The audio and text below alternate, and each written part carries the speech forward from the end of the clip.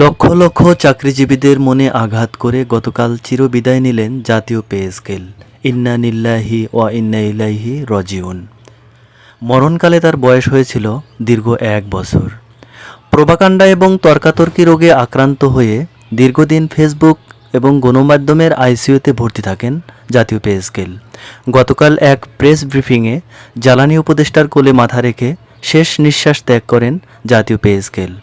আগামী 1 সপ্তাহ Facebook, TikTok, YouTube এবং পেপার পত্রিকায় ঘোরাঘুরি করার পর সংসদ ভবনের ডান পাশে দাফন করা হবে।